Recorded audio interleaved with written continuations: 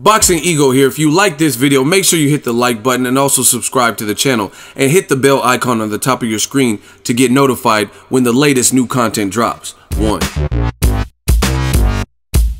James DeGale ducks Jose Uzcategui. Stay tuned. What up, Fight World? It's your boy Ego, and I'm back with some more boxing. Make sure you smash the like button. Also subscribe to the channel for the latest and greatest in boxing. If you want to become part of the gang, notification gang, please hit the bell icon. Shout out to the Super Chat channel donations, the Venmo donations, and the Patreon family. We working. Now, it was just announced that James DeGale, former IBF champion, he was a two-time, I believe, champion at 168, and he just got a belt. He's vacating it. This is what he put on his social media, his verified account. Today, I've relinquished my IBF world title as I look to secure big fights in the final chapter of my career. I've achieved so much in my career: Olympic gold, British and European titles, and becoming a two-time world champion. This is the final phase of my career where I want to be in the biggest fights possible. My team have been working very hard behind the scenes, and we've got some exciting news to announce soon. Listen, James DeGale ducked Jose Uzcategui. The IBF ordered the fight to happen. Jose Uzcategui beat Andre DeGale. The first one had some controversy, and then came back, made Andre DeGale basically give up, quit, or whatever in the fight. And he was given DeGale. He had a rematch with Caleb Truex, a fight where he didn't look good the first fight. And then I went to the second fight. It was on the same card as Jared Swift, Edislandi Lara. I seen it live. I was very close, and he beat Caleb Truex. Some people thought he lost the fight, but the judges didn't see it, and James DeGale became champion again. So from May 23rd, he had 30 days per IBF. He had 30 days to agree to fight Jose Uzcategui and come to an agreement. If they couldn't, then there would be a purse bid that went into place in July 5th. And it's about to be the 4th of July. Now, all of a sudden, he's relinquishing his belt. He's vacating his belt. And he's said what he said about, I'm trying to catch the biggest fights. Now, the reason why I'm considering this a duck is because I truly believe it is. One, I can understand trying to secure big fights, things like that. But one, like, I feel like you have to be like a Floyd Mayweather, somebody who's been in the game for a long time and has this crazy resume, deep resume.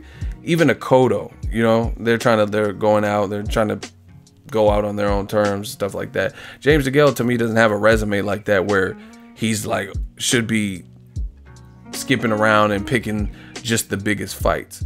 More importantly, you just fought Caleb Truex twice, who has a record of 29-4-2.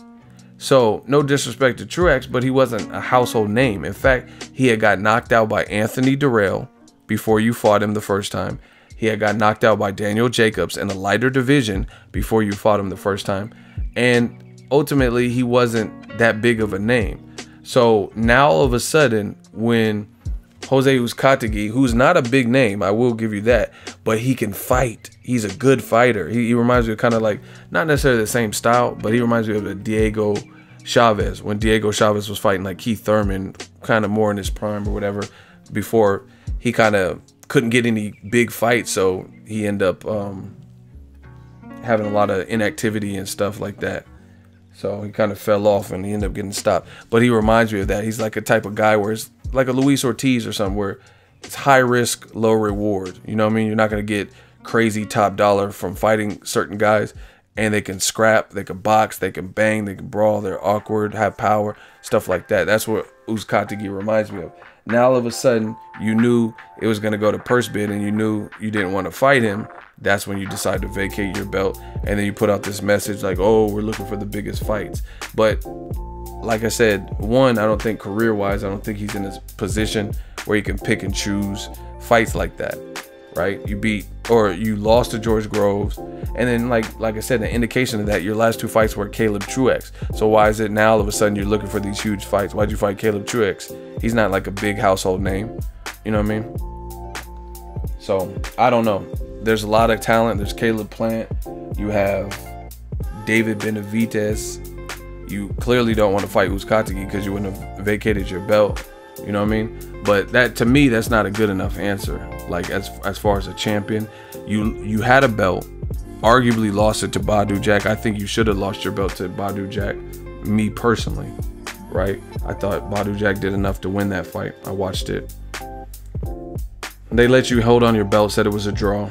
Then later you lose to a guy like Caleb Truex, who again had been stopped by Daniel Jacobs, had been stopped by Anthony Durrell in different divisions. The Jacobs fight was at 160, right? And he beat you, upset you. Then you have to come back and fight him. Arguably won, lost, depending on who you ask in the rematch. And you got your belt back, your IBF belt. And they order you to fight Jose Uzcategui, who looked really good versus Durrell in the first fight for the first like couple rounds, and then Durrell started making some adjustments, and then it ended in that freakish way. And then Durrell's uncle jumped in the ring and punched him, so you know it ended all weird.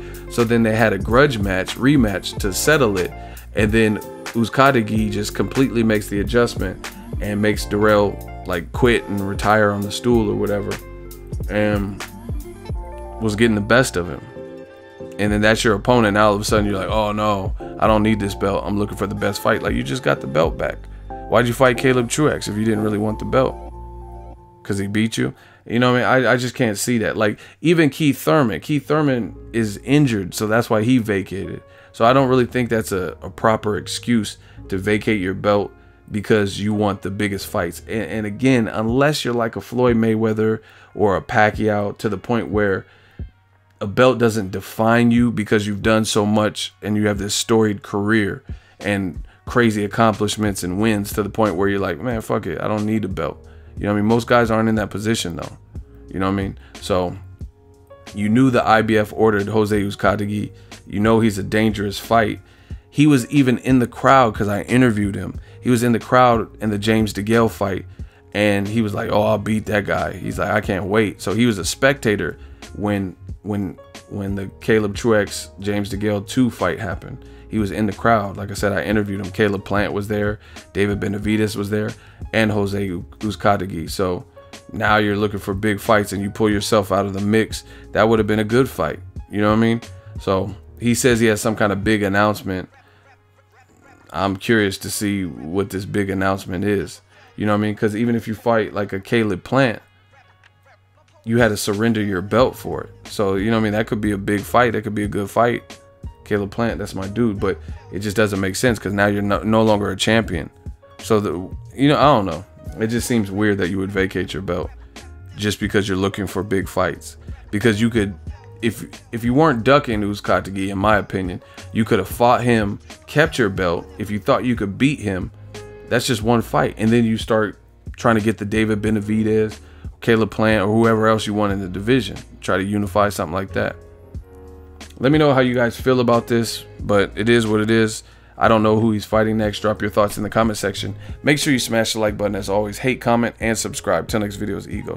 So if you enjoyed this video and want more content like this on the channel, you can show your appreciation by going to the PayPal donate button or the YouTube support button. And you can donate any amount that you feel is equivalent to the value of this video. Much more to come. Thank you guys for your support. Boxing Ego, the future of boxing.